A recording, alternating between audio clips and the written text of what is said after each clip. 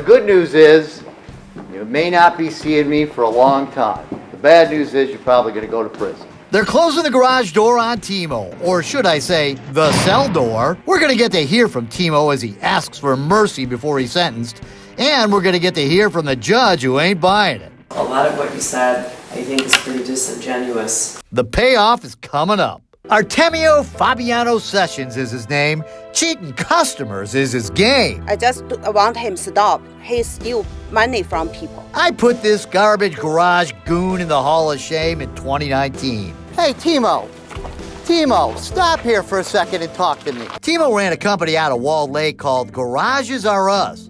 He took in tens of thousands of dollars from his customers. Out of all the guys in Michigan, in the state of Michigan, I found the biggest scumbag of them all.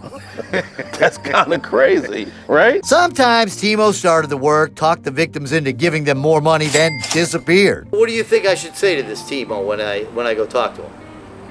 You a scumbag, dude. Other times, when he had a particularly vulnerable victim, like a single mom, he just nabbed the cash and split. He took all my money. Now I don't have money to build another garage. What did Timo do with all the money? I don't know for sure, but he did self-publish a novel right amidst his garage crime spree. His pen name? Temi Fabiano. Bad builder, but a best-selling author.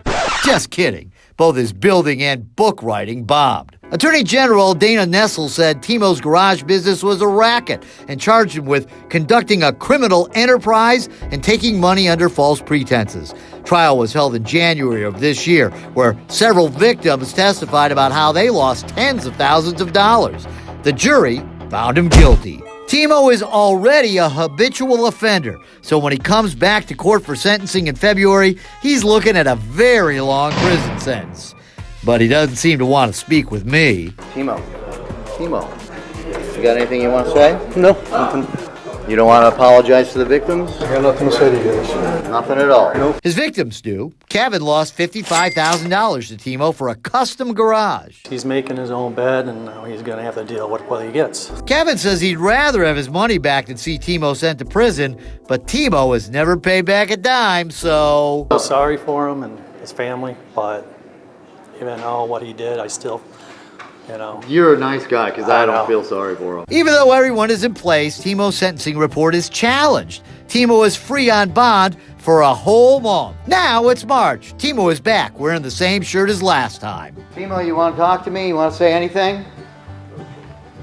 Really nothing to say? You don't feel bad for those victims? Nothing to say at all. Timo should be hauled off in handcuffs, right? Nope. His lawyer, Amy Hopp, convinces Judge Cheryl Matthews to give her another month to prepare paperwork she thinks will help her client. There were numerous victims, right? There were numerous victims here who testified. I agree that there were numerous persons here who testified. I do not agree that they were victims. So, Timo gets another whole month out on bond. And finally, it's time for the garage guy to go down. Timo's back, wearing that same shirt. Before he learns his fate, Timo addresses Judge Cheryl Matthews and says it's really not his fault at all. They just got out of control and out of hand, and I couldn't stop it. And with getting COVID and then the states shutting down and the lack of communication and the victims communicating with Rob Wolchek, where I didn't know if I could communicate with him to finish what was going on. But remember, I did my first story on Timo in 2019, way before the pandemic, and Timo even told me then he was done with garages.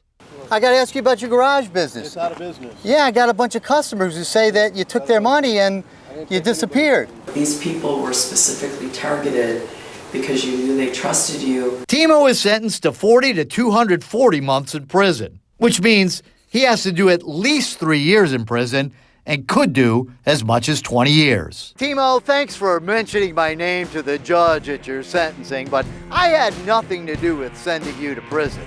But I have everything to do with sending you to the Hall of Shame.